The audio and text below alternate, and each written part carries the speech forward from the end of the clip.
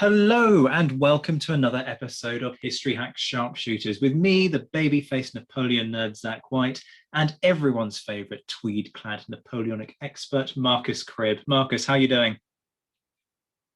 I'm very well. I was wondering what you were going to say there. I thought you were going to say bony bashing. But yeah, no tweed right now, though. I think you're in a stunning pair of chinos there, chap. No, we're very well. Had an interesting couple of weeks since we were last on here.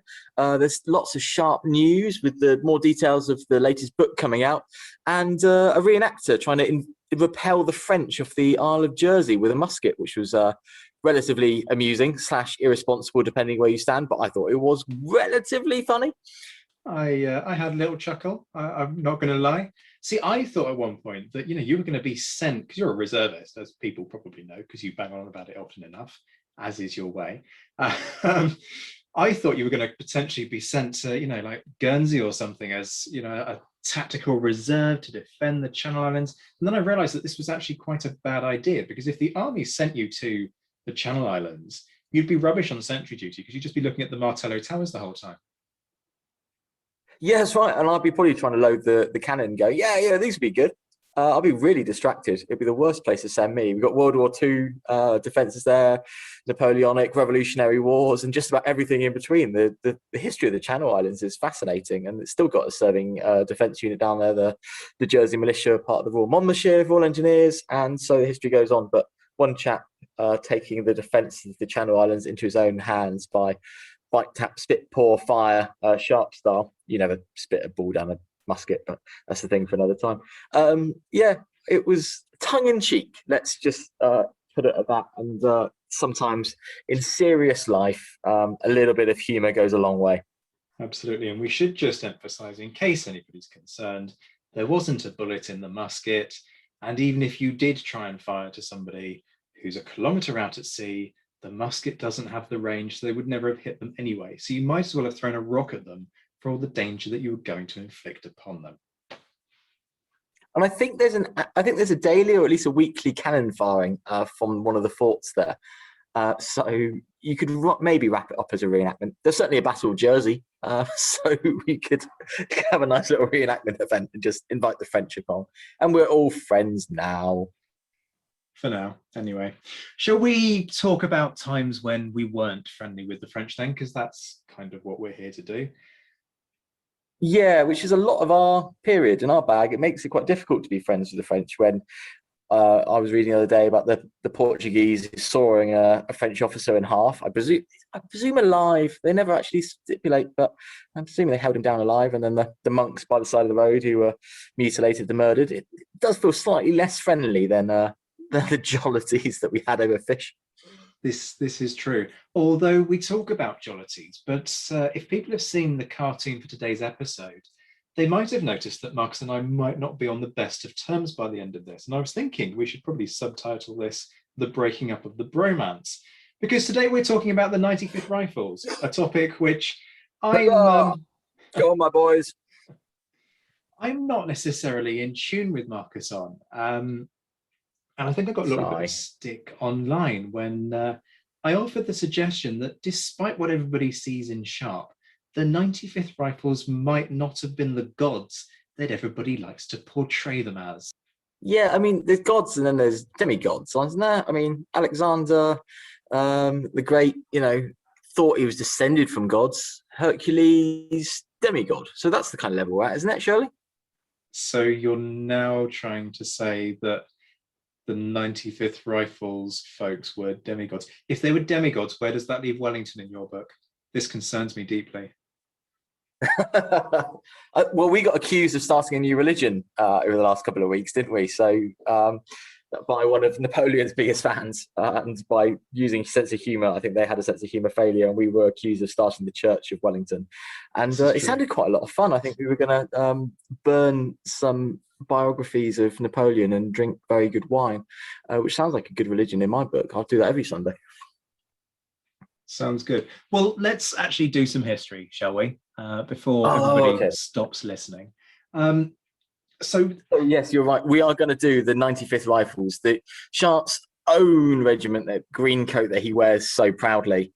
and refuses to take off even when he becomes part of the South Essex Regiments. And we're going to look at them, a little bit of their history. And like you said, on a serious note, we're going to see how they're portrayed on screen in the books. Is that accurate? Yes, and let me set my stall out from the beginning, okay? I've got no issue, actually, with the gents who served with the 95th Rifles. I think they exhibited stunning bravery. They were an utterly dependable unit. They absolutely deserve an incredible reputation that they have. My issue is twofold. One, people watch Sharpe and assume that everything that you see in Sharpe is an exact replication of what the 95th were doing in the Peninsular War. At no point in this conflict did we have any unit which was employed in an SAS-style operation to go into the hills and hit and do whatever secret, almost MI5, MI6-esque operation Wellington required, come home, flirt outrageously with a pretty lady, and then go to bed happy. That was not the 95th's role. People think that it was. My other issue is that if you want to stick the 95th on the pedestal, which I absolutely understand and would endorse to a large extent, then actually when you look at the service record of other units, there is nothing to suggest that any of those gents are any less worthy of being on exactly the same pedestal. And my beef is that we put the 95th front and center and everybody throws praise at them. And in the process, we completely forget about the 99% of the army that was actually every bit as worthy. It is interesting. So I must display my colours. My colours are quite dark green. So yes, as Zack said, I am a reservist and very proudly a yeoman, and currently in the Royal Artillery, previously in the Armoured Corps, but very proud to be a gunner. But also, in my very limited free time, I am a reenactor with the 3rd Battalion, the 95th. And so slight bias there. And yeah, the 3rd Battalion, the 95th, there's 3 battalions of them, and another little unit over the side in America. But if anyone wants to go to 95thrifles.com and click join us, you can come along. And basically, we are all Sharpe fans, and we're the loudest singers around the campfire and some of the hardest drinkers, certainly in the camp. And the history sometimes comes a little bit secondary because we are having so much fun. So I do have a real soft spot for the 95th, and I'm going to defend them as much as I can today within the bounds of history. I will keep you honest, don't worry. Although straight away, we probably tapped into something that people didn't even realize, which is that there are 3 battalions of the 95th. It's not even just 1 battalion, as most units in the British Army at this period were either 1 battalion or 2 battalion units. And we see a lot of 2nd battalions, which ordinarily in times of peace wouldn't have either existed, or they would have existed as home recruitment units to then send reinforcements out to the 1st battalions that are on deployment. The 95th is quite unique in that it has 3 battalions. There's the 1st Regiment, I believe, has 4 battalions. You've got a couple of others where there are multiple battalion regiments. The 60th springs to mind, like that. But yeah, 60th was the largest by the end of the conflict, who had a rifle battalion, the 5th 60th, which we see in Sharpe as Frederickson's men, but also very infamous in the Peninsula because they detach their companies to different brigades. So they're everywhere and definitely don't get enough credit. In fact, whilst we're mentioning them, I must mention Rob Griffith's excellent book, Rifleman. And as a proud 95th Rifles, the 60th are our rivals, and worthy so because they are very good. And I'm reading that book. I didn't want it to be good, and it is excellently written. Rob's really, really done his research. He's a thoroughly nice guy, and that book is just one of the outstanding books of, I think, last year. The other years have started to merge. It might have been 2019, to be honest. So yeah, Rifleman, the history of the 5th 60th is brilliant, and you start to get a real flavour of these rogues as he portrays them, of these Germans, professional soldiers that are the first ones onto the field, but the last ones off, not because they're always fighting, but because they're plundering the dead Frenchmen. And I think it's a brilliant character that he portrays in real life, and he's really got into the archives and the diaries and learned a lot from them. But that's 5th 60th, and as they are mostly, not all German, I think we're going to do a separate episode on foreign units within the British Army another time. As Zach said, you know, the 95th Rifles, 3 battalions of them. You will rarely see that, especially in Sharpe, who they belong to. So they're a relatively large unit, which is part of the reason that we get so much of them, both in history books, but then this huge bias that since Sharpe has come out, that they seem to appear everywhere, and you start to basically pay Sharpe and 95th Rifle bingo. And when you find paintings of battles, you start to point out and spot the men in the green jackets very quickly. Yeah, you're absolutely right on all of those counts. And I'm glad that you mentioned Rob's book, because if you weren't going to, then I absolutely was. It's fantastic. I think it was 2019 that it came out. You can get it at hellion.co.uk. No, we're not getting paid for advertising that one. But yeah, fantastic book. Paints a really vivid picture of a unit that people don't associate with the Rifles, but were one of a number of units that were given the weapon that we associate with the 95th, the Baker rifle. Before we talk about the rifle itself, though, as a weapon, why don't we rewind a little bit and talk about the origins of light infantry doctrine? Because the whole point about the 95th, as Julie Andrews says, go all the way back to the start. Yeah, it's a good place to start, isn't it? So people perhaps perceive the 95th as the start of light infantry tactics. Now, you and I both know that that's not the case.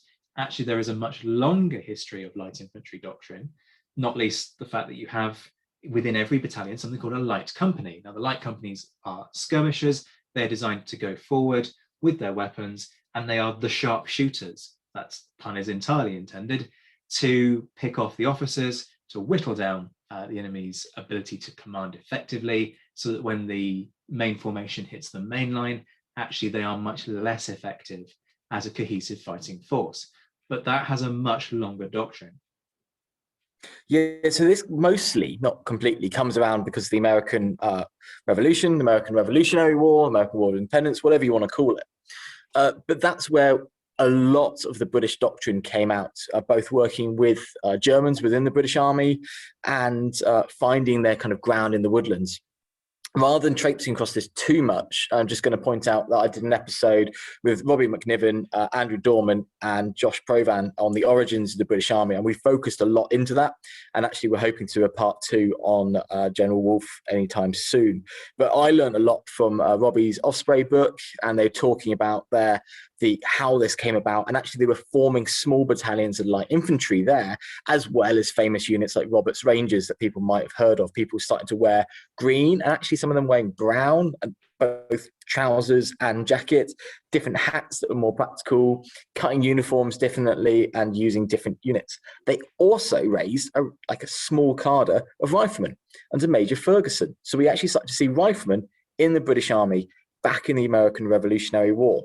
Very rarely shouted about. They were actually wearing red, and then there were light infantrymen wearing brown, especially. But what we have is quite a gap between the American Revolutionary War and the Napoleonic Wars as we know them. And in that time, people started to forget. They actually disbanded most of these ragtag units. They were formed for the war service. And the only thing that was left, was like Zach was saying, was the light company. So 10 companies in a battalion. One of them is light company, thought of to be the quickest, the fastest, the smartest in theory. And then the grenadiers thought of as being the tallest, the strongest men. So that's roughly how it is. And then the other 8 are kind of the ordinary, inverted commas, the ordinary line companies. So that's how it's meant to work. And so only really most of the light doctrine stayed there, except for in a handful of units, most of which tend to be foreign units in the British Army, like the German units. But we started to forget most of this technology. There's a handful of officers who in that Revolutionary War would have been very junior, and they were key to kind of remembering where we've come to. And some of those names will come out, but especially people who you might have heard of, like Sir John Moore, and they were in that early service.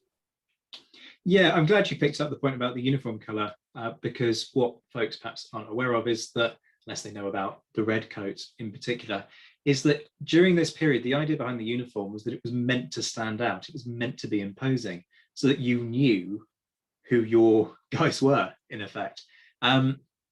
So to change to green from the traditional red, or to change to brown, was quite a significant move. And it's the start of, and it's only the very kind of earliest glimmers that we see of it, but it's the start of a transition towards modern combat fatigues that are quite obviously camouflaged.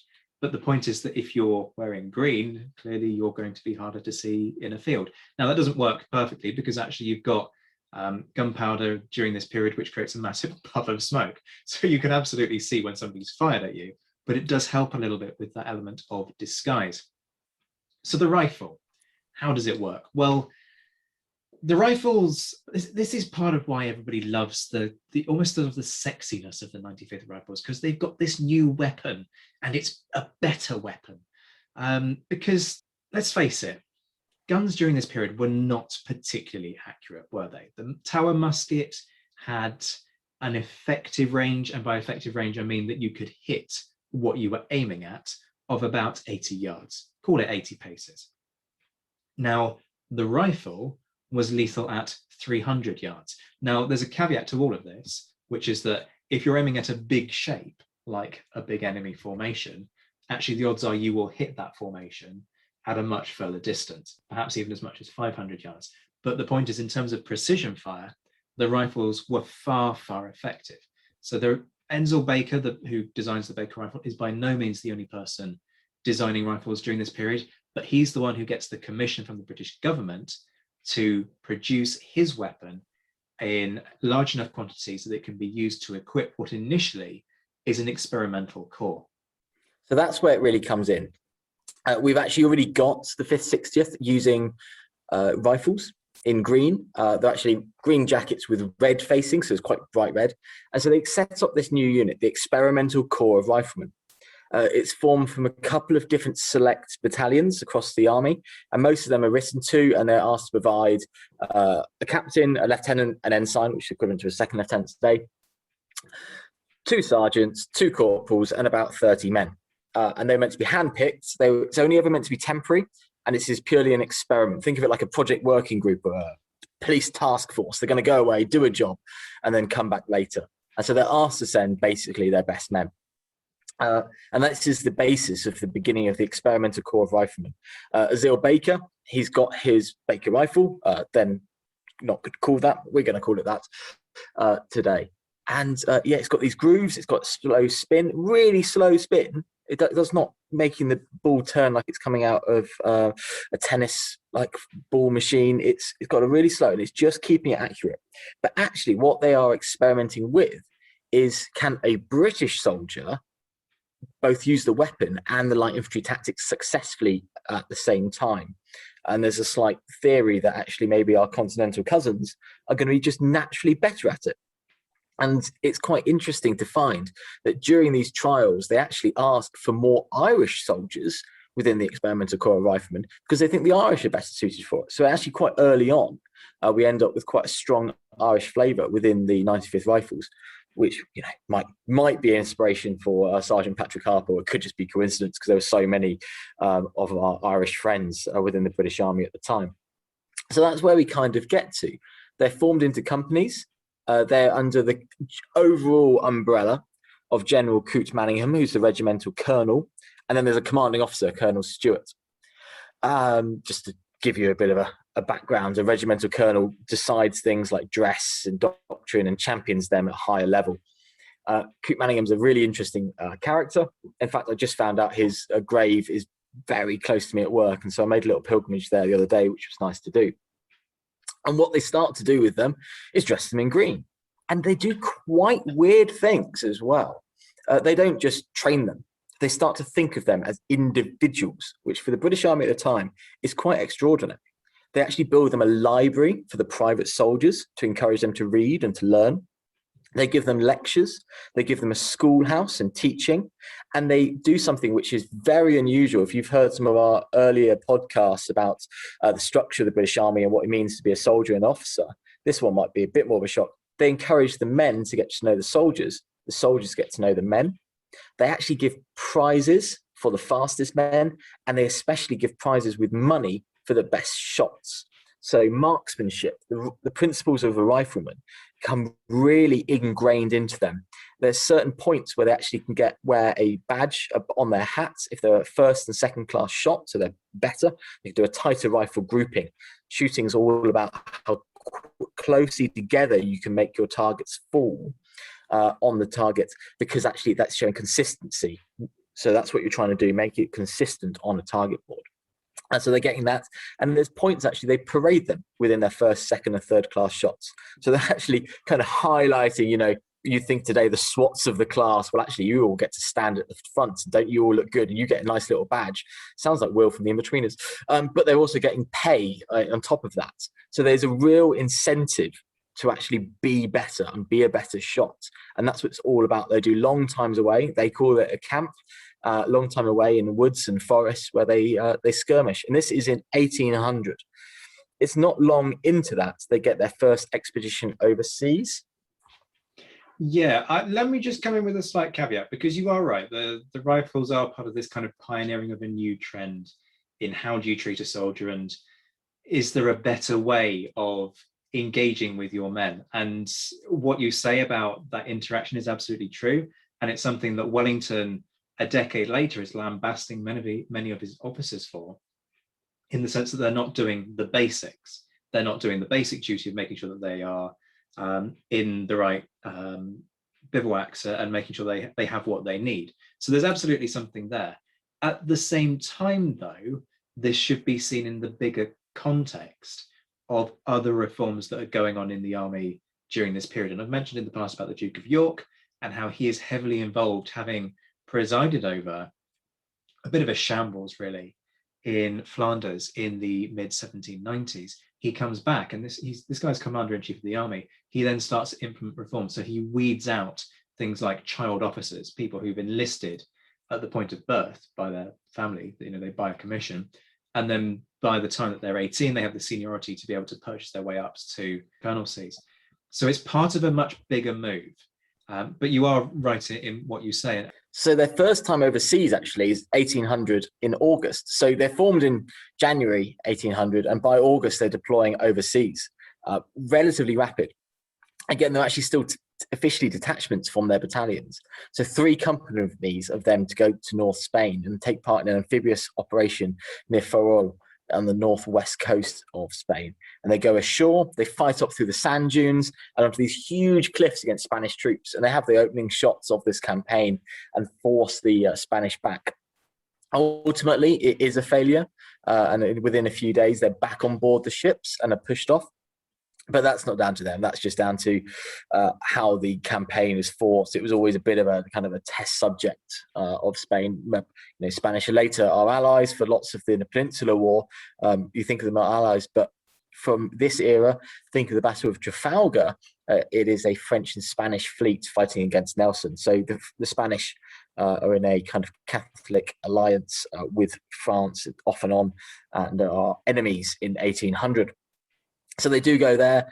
They go on overseas to the Mediterranean islands and then are formed back.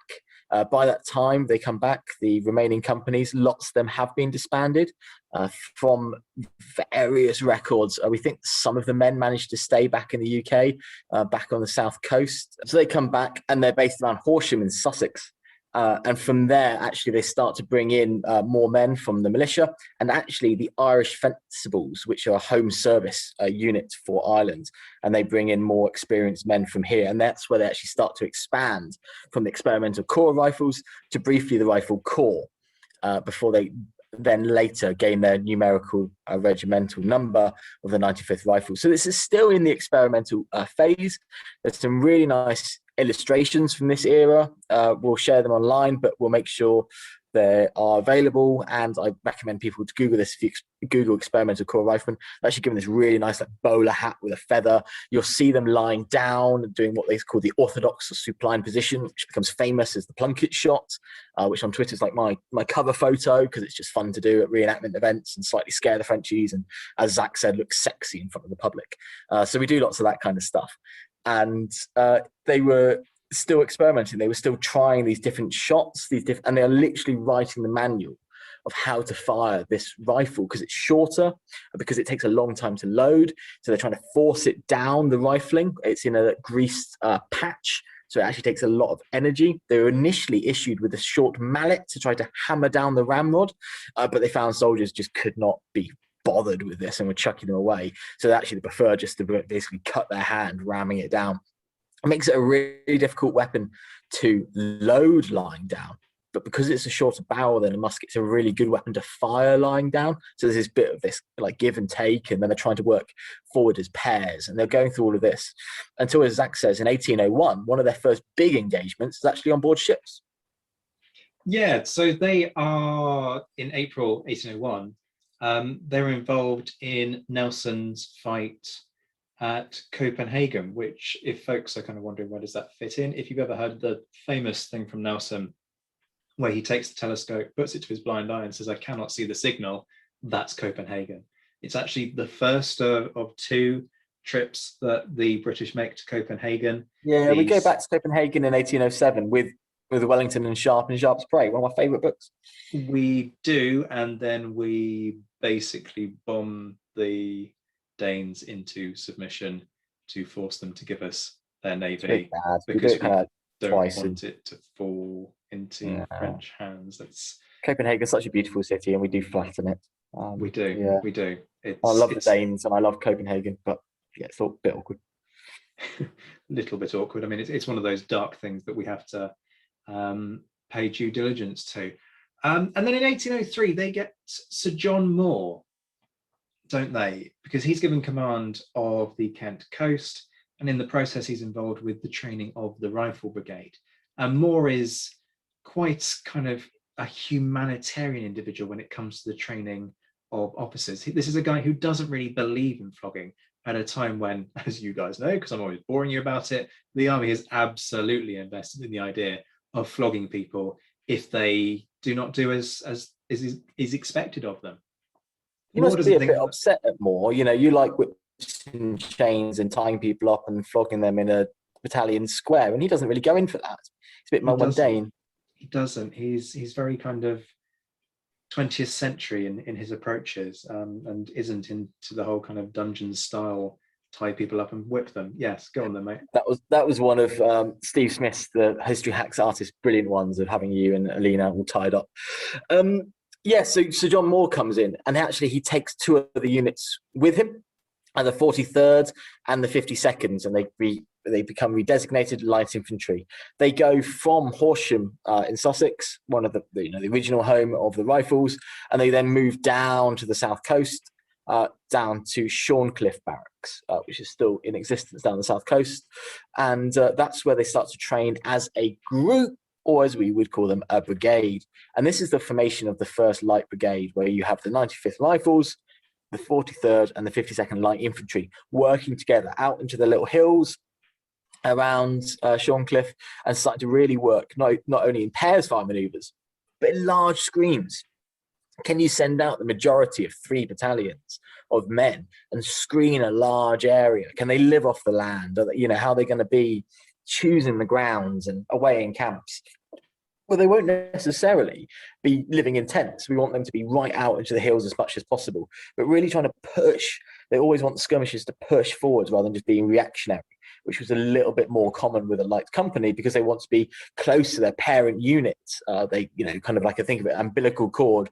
They actually have a signal, a whistle blast, to bring them back into the main line. If you've got a whole battalion out, they can actually do slightly more interesting things where each company can take it in a turn, rolling forwards. And so you can end up with an entire line going along. I think of it more of like a caterpillar. As the body goes up one company, with the whole company can go forwards. Company skirmish fire and then move back into the line. And as they're moving back, you hopefully have already got the next company out there. And they're perfecting these drills.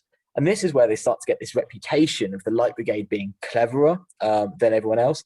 I don't think it's smarter in like a book smart sense. What they're doing is allowing the men and the low-level commanders, and I think a lot of credit has to go to the junior officers and the company officers, in getting this kind of symbiotic relationship with them. Yeah, you say that, but Marcus is pulling a face. I'm about to read to you a letter that Sir John Moore wrote to Sir David Dundas, who explained to folks who Dundas is.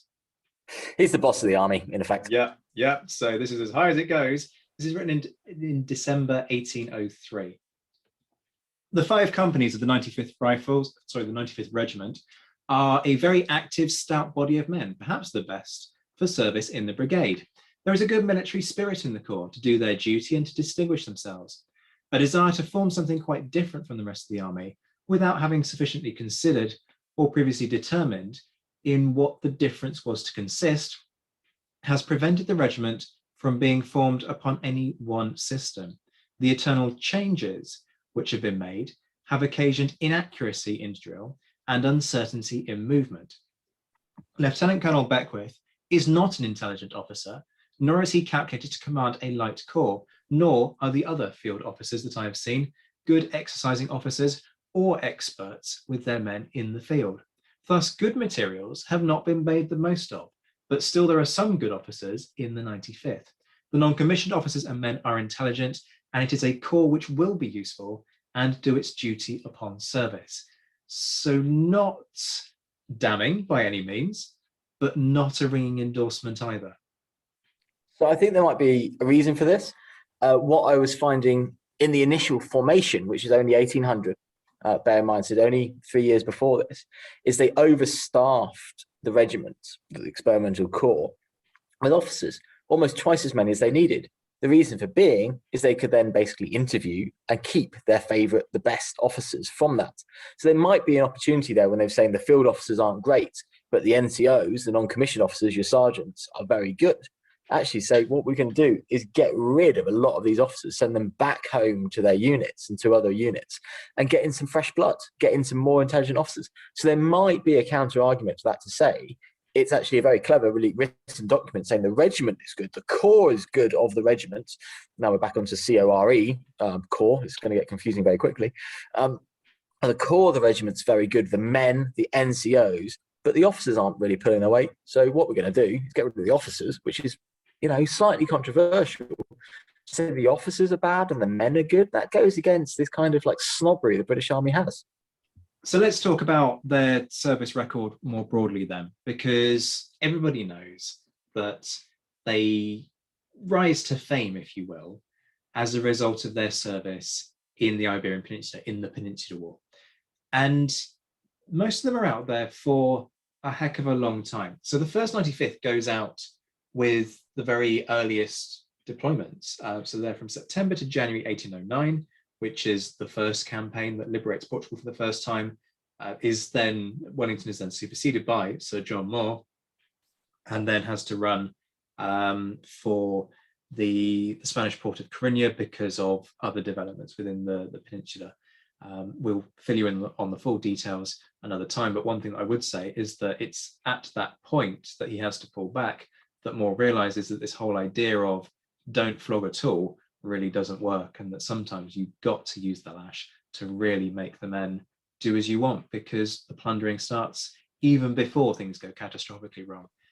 So Moore's kind of philosophy is kind of torn apart. I should also actually say that they have been out to South America, haven't they? Which is that where we get the Plunkett incident? We get the first Plunkett incident, yes. Plunkett's on a rooftop with one other rifleman, shooting basically Spanish officers in the distance, and it's thought as being quite ungainly. There's potentially an incident where someone tries to surrender and he shoots him too. But what I will say is it is noted that this famous rifleman, Thomas Plunkett, is really noted as being a fantastic shot. There's always a lot of controversy around Plunkett because he is a rogue in every sense of it all. But he is a really, really good marksman, this kind of like borderline sniper legend that builds up around him. And it becomes a myth and a kind of this Herculean figure. But in the real life, he's a drunk and a rogue, but he's damn good with a rifle. But yeah, he's out in Buenos Aires sniping at Spanish officers. And then fast forward back to the Peninsular War, the first 95th evacuates with the rest of the army at Coruña. There's nothing they can do. The British Army wins the Battle of Coruña, but then that doesn't change anything. That just buys them the time for the embarkation. And then they're back out in July 1809. And that's Coruña campaign. That's where they really gain their name. Actually, during this retreat, the 95th Rifles really maintain order And there's just this beautiful painting by Beadle called The Rear Guard, and you see them and the Light Division under Black Bob Crawford, who's now the brigade commander, forming this rear guard in the snow. And they're dressed in rags around their feet because they've lost shoes, and they're bloody cold and miserable. Actually, hats off here quickly, that never get any praise. The camp followers, the women who are out there with them, they're following them along. And actually, they're carrying their men's packs because the men are so exhausted. And there's a case, actually, I think it's from the 95th, but I will check this. One of the wives gives birth by the side of the road, picks up the baby in one arm, picks up her husband's pack in the other, and basically shoves him forwards on this retreat.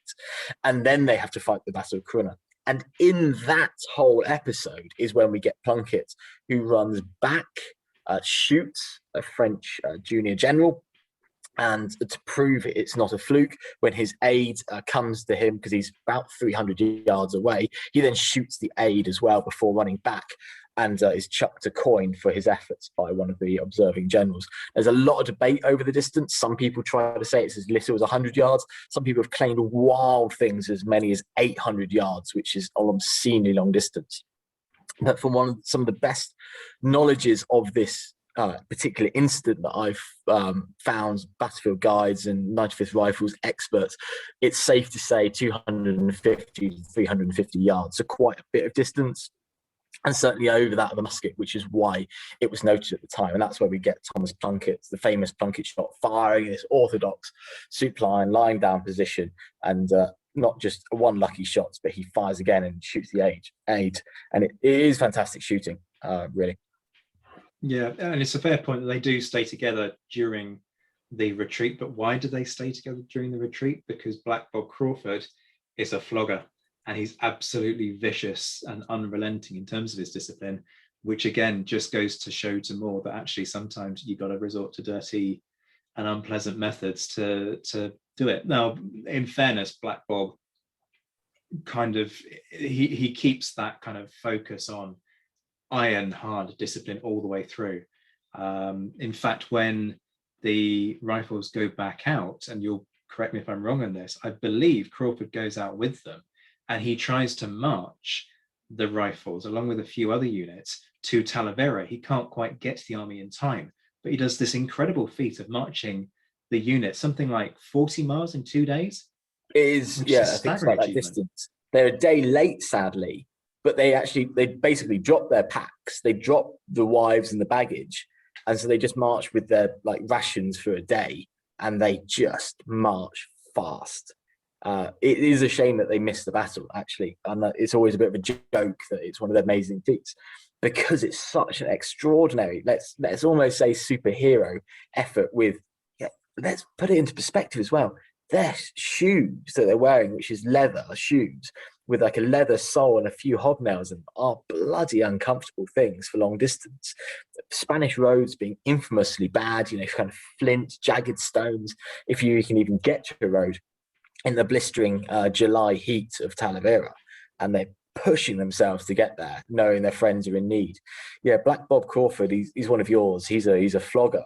And he kind of helps form that. They get the softly intelligent approach of Moore at the beginning, and then when they're going into the first major campaigns, they get a nasty kind of Black Bob. That's when his black mood. He's got really bad mood temperaments, and it's known, famous incident, that the men were trying to walk round puddles.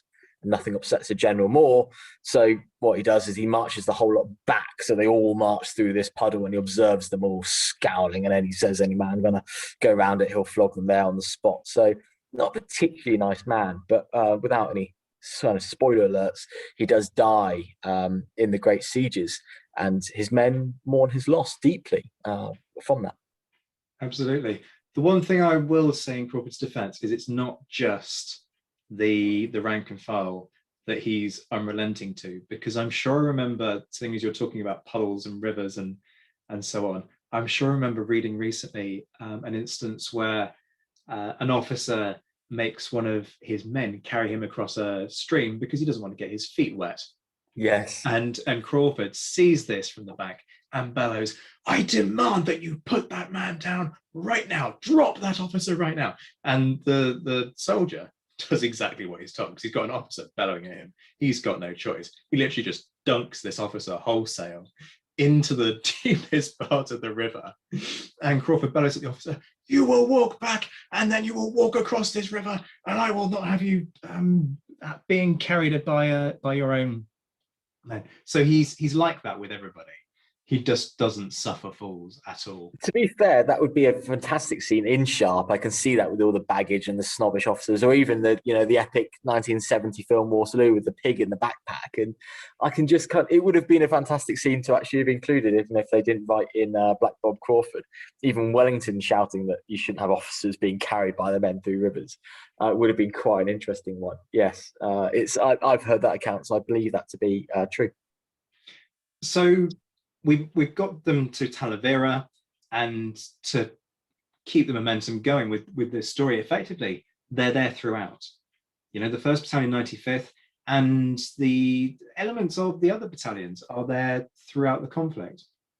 They are, because even when most of the battalions have left Corunna, some of the men managed to make their way south rather than going north and kind of bypass this whole thing.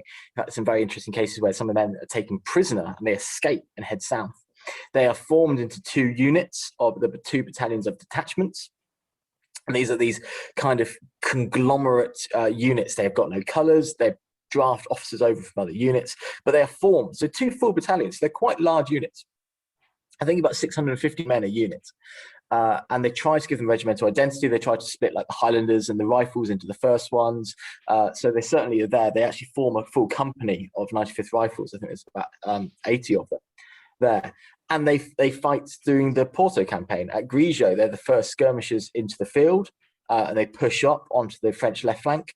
And they were present, but they didn't cross the river in Porto. So they're actually there, even though their battalions aren't. There are 95th Riflemen in these battles, and then they are in turn at Talavera, which is actually one of the real inspirations for the South Essex. You famously get Wellesley, and just as he's going to become Wellington, saying that he's going to form the South Essex as a battalion of detachments to fetch and carry. Now, the battalion detachments didn't fetch and carry; they fought. But that's where the name kind of comes from. Bernard Cornwell very cleverly builds it in, and it comes from the battalion detachments who fight in the Porto and the Talavera campaign.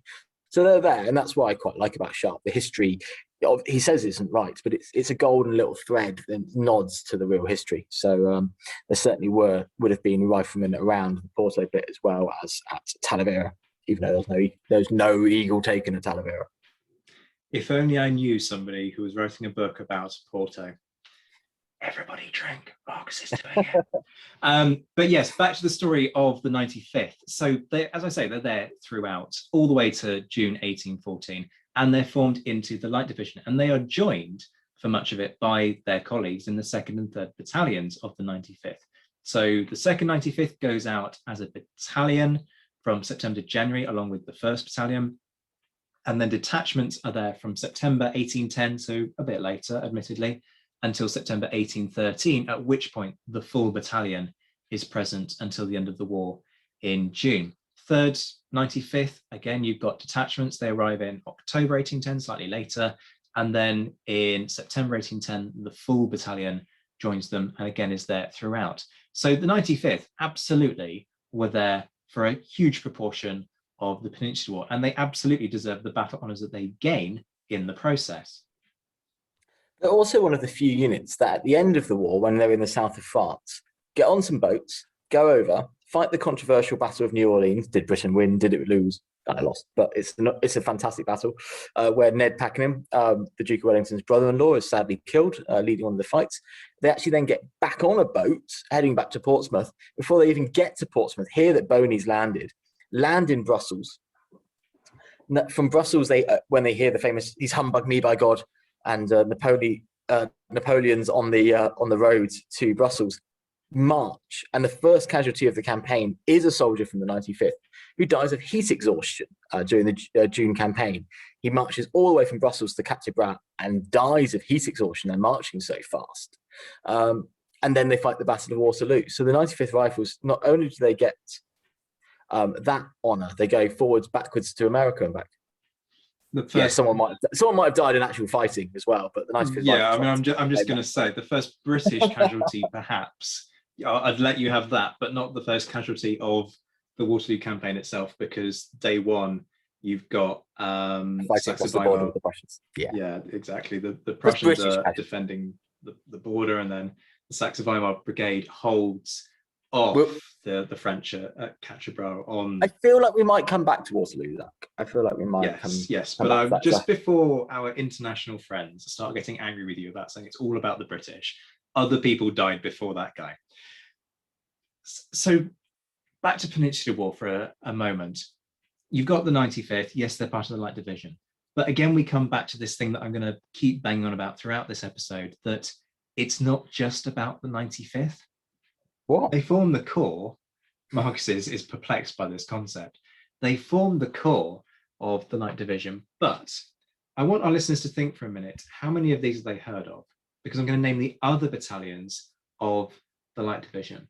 5th Battalion, 60th Regiment. Now, you've heard that already today because Marcus has mentioned it, but did you know about that before you listened to this episode? In many cases, perhaps not. What about the 1st Battalion, 45th? Now, both 5th, 60th and 1st, 45th were there for every single month of the Peninsular War, so longer than the 95th were out there. 2nd Battalion, 31st, also a Light Division battalion, was there for all bar 2 months of the conflict. 1st Battalion, 3rd Regiment was also in the Light Division. So it goes to emphasize that it's not just the 95th who are crucial. And the point is that the Light Division and the 95th have become synonymous. People think about the 95th, people think about the Light Division and they think Bob Crawford and the 95th Rifles. But the point is that you've got other units that are just as worthy that are serving. In fact, 5th, 60th, I think, is broken into a series of detachments. So they're not just in the Light Division, they're scattered across all the divisions. They're everywhere, actually. Yeah. That is something about the 5th, 60th. They are everywhere because their detachments, they're in, I think, every battle apart from about one, because they're so scattered out there. And this, people might listen to this and think, well, why have we got this perception then? And effectively, it's about pretty incredible PR. We've mentioned already about the kind of the sexiness of the rifle officer or the rifleman, because he's got this experimental or this new type of weapon, and Marcus is enjoying the idea of him being you're sexy, just being very, very flattering. A little bit too much of a smug face there, mate. But the rifles also look impressive in terms of their uniform, which helps massively. The officers have this beautiful pelisse.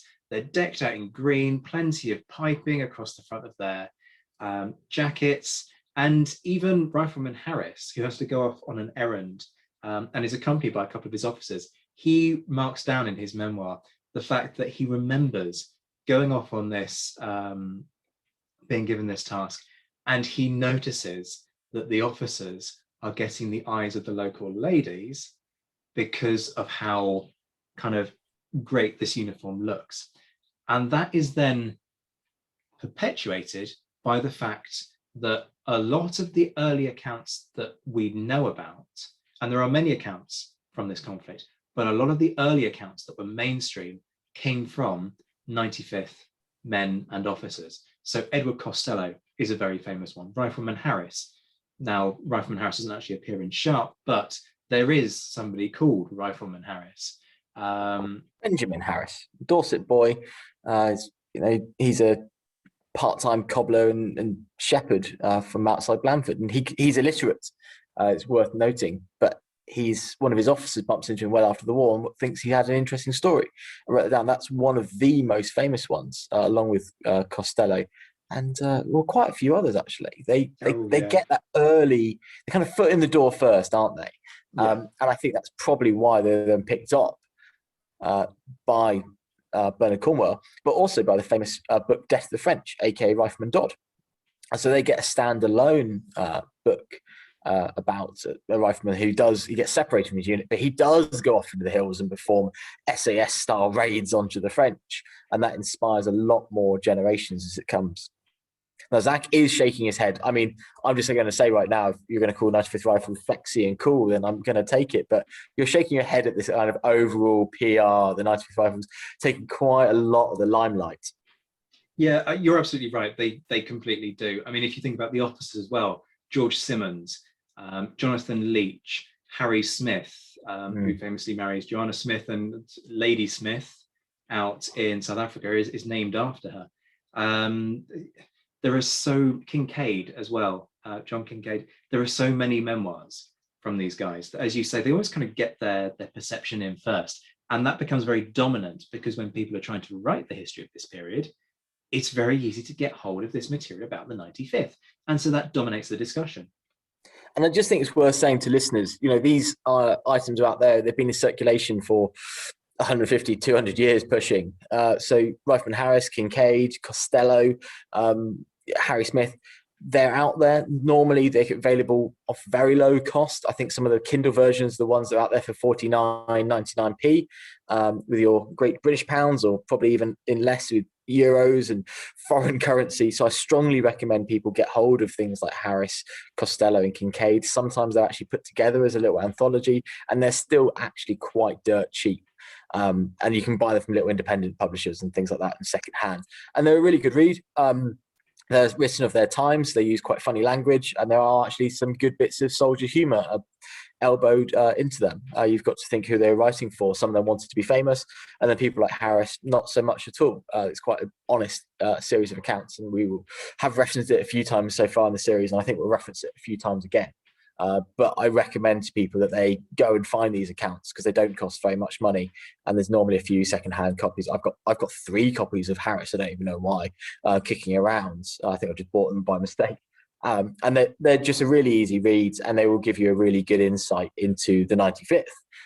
And you'll find there's a lot more reading material if you want to read about private soldiers and junior officers in the 95th than there normally are in one individual regiment for other units. Absolutely. And also, in many cases, you've got more accounts coming from the 95th from the Peninsular War than you have for entire armies in previous conflicts. This is a time when literacy was just starting to become that little bit more mainstream. There's also huge public demand. So there's a market for these things. And as Marcus says, if you get the opportunity, just Google Costello. You'd be able to pick it up, find it very easily. Costello, Adventures of Rifleman Edward Costello. And these accounts, they are absolutely compelling. They are such good reads. They really suck you in. And it was a really kind of formative part of my own interest in this period, that it was the stories of these individuals and the way in which they coped with the conflict that made me so interested in studying this period. So they're great reads. And I haven't got any issue with the idea that they are perfectly entitled to put their accounts out there. But as we've seen in recent years with the work of people like Gareth Glover, there's a whole wealth of other material out there that has only come to light recently, and that people tend to neglect because there's that tendency to focus on the obvious, easily available accounts from the 95th because of the popularity, and it kind of becomes this self-fulfilling entity. So yeah, the 95th, they're out there. They're well known from both the contemporary period and the modern era, and everything in between. It's what inspired a lot of people like Bernard Cornwell to write about them. A lot of people to actually join the army. The Rifles today take a long part of their heritage and their traditions from that. People who want to become reenactors, like I say, I chose the 95th Rifles because I think their uniforms look good and the history's there. You've heard of these accounts, the 3rd 95th, famous unit. That's who inspired me. So, come and give that a go. But also it gives you that brilliant toehold of, oh yeah, I might have heard of Sharpe. Yeah, he's in the 95th Rifles. Or yeah, that Des the French. Or I've read Rifleman Harris. Yeah, that's really interesting. And that's kind of the gateway drug into Napoleonic warfare, and especially Peninsular War, that hard core crack cocaine that we'd like to smack up a vein of, is so addictive once you get into actually the deep culture of the Peninsular War. There's so much more to it than the 95th, but in your words, it is kind of sexy and glamorous over in dark green. See, I thought you were into injecting gin rather than Rifleman green dye. I suck gin, sir. I don't waste it. That should be So that was kind so of we were in Sharpe-Shooters agreement. The bingo. 95th Rifles are all heroes, sexy beasts, turn the eye of the ladies, and winning every battle. Correct. So thank you very much. And next No, month we'll do something different. no, No? Oh, no, not quite done. And I'll tell you why. Because back when I first kind of dropped this, the 95th weren't quite everything we cracked them up to be. Bombshell. I was on with Sean Bean on the very first Sharps reunion, Great excuse me, move. whilst I drop that name shamelessly on the floor. Not that Marcus is even remotely jealous that I was given the opportunity to be in the room with him. Not looking quite so smug now. But I turned around and I said, look, the 95th are great, but they aren't hugely better in terms of their stats. When you look at things like desertion, when you look at things like crime, than a lot of the other regiments. And I don't hold that against them, but it's an important counter argument to make that actually, as I said at the beginning, if you want to put the 95th on a pedestal, be my guest, but also make sure there's space for the other units. Let me give you some examples on desertion. So 1st Battalion 95th Rifles had a very, what is, I will admit from the start, a very low desertion average, okay? 1.2 deserters per month. Now, that's not to say that half an individual kind of ran away. That's just that if you divide the numbers up, you end up with 1.2 per month. Now, the British Army as a whole does not have a bad desertion problem during this period at any point. So you've got 1.2 per month for the 95th. Let's play a game, actually, Marcus, between you, me, and the listeners. So I will read a battalion, and you've got to give me your estimate of whether or not they're higher or lower than the 95th. Oh, it's like Bruce Forsyth. I'm well up for this. It absolutely is. That'll take people back. So the 5th Battalion 60th. Lower. Wrong. Higher. 6.2 deserters per month on average. The reason for that is that, as we said earlier, they are detached. So the unity within the regiment is dissipated because they are just individual companies within lots of different disparate brigades and divisions. So they're not getting that oversight of individual commanders, and so they're buggering off.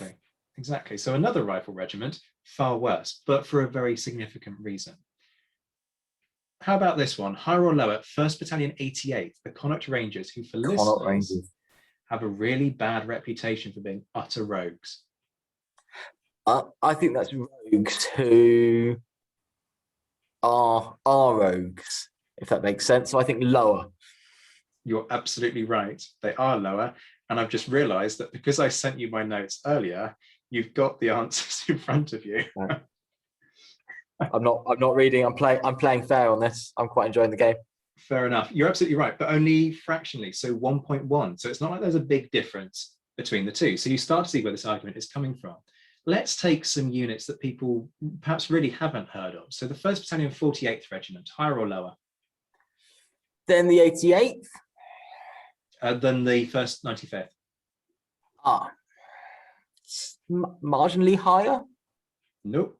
Much lower. So I'm proving I'm definitely not using the cheat sheet here. Yeah, you absolutely are.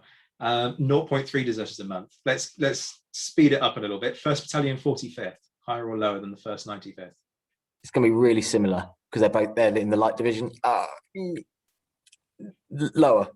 You were on it when you said it's going to be really similar. It's exactly the same, 1.2 a month. And then 1st Battalion 40th. Slightly higher, just gut instinct. Lower, much lower. The lowest of all, 0.2 deserters a month. So you can see what I'm saying about... And you haven't included the column for the Chasseurs Britanniques. Yeah, French soldiers who started to recruit mostly Germans and French prisoners of war, and they would be huge numbers. I think it's something like 10.4 a month, something like that. Yeah, it's huge. So yeah, but what you can see what I'm saying about how all regiments actually are equally worthy when it comes to a pretty fundamental aspect of group morale and cohesion, of desertion. And then we get to the issue of crimes. And the point is that there's nothing wrong. Well, there is something wrong with what the 95th are doing, because they're being tried for things like absence and drunkenness and theft. Those are the main ones.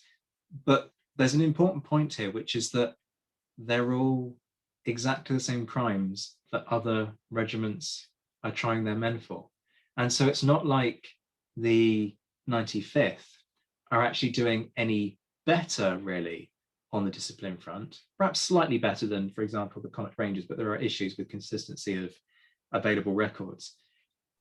They're not hugely better in terms of what they're doing or doing when they're misbehaving than other regiments. So great, 95th, very dependable soldiers in battle. But how many other regiments broke in conditions when the 95th wouldn't have broken? I wouldn't have thought that there were many. I can't even think of many battalions that did break over the course of the Peninsular War. There weren't many of them, because generally all of the units fought well. In terms of desertions, they are slap bang in the middle. In terms of crime, they're doing exactly the same as the others. So honor them, by all means. Absolutely respect their sacrifice, but respect the sacrifice of others too.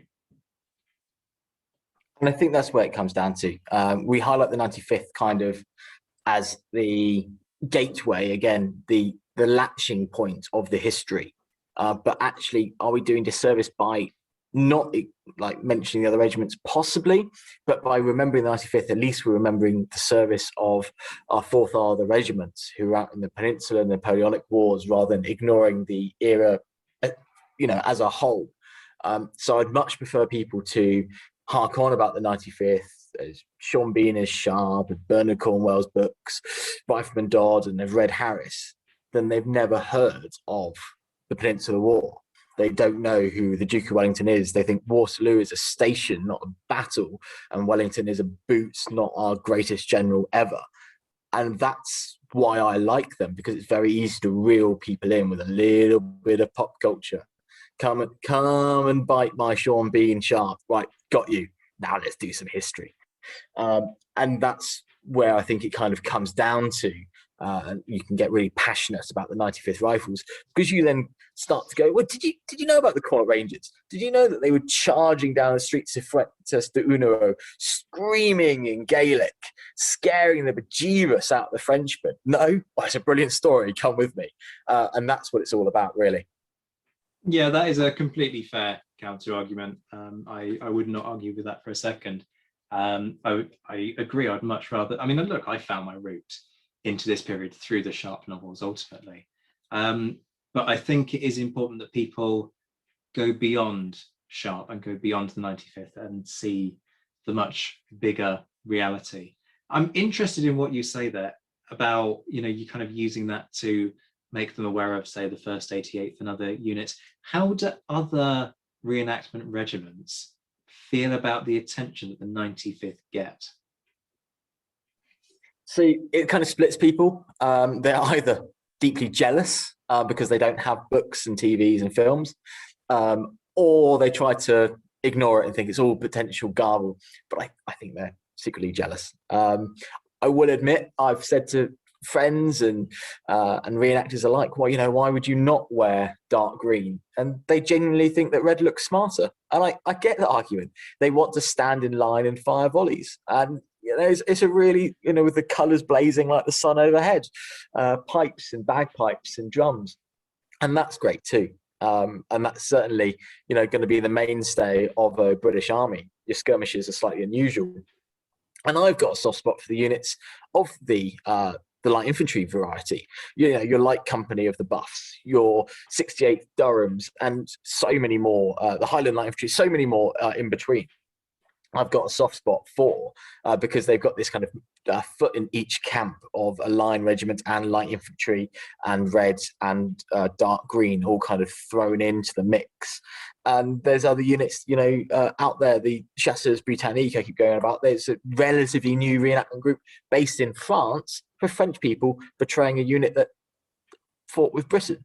And then in Britain, you have lots of reenactors who want to play the French line units. We even have a Napoleon. I mean, who wants to dress up as the bad guy at the weekends? Some of them. It's great. It's all part of it, and it's definitely all part of the joke.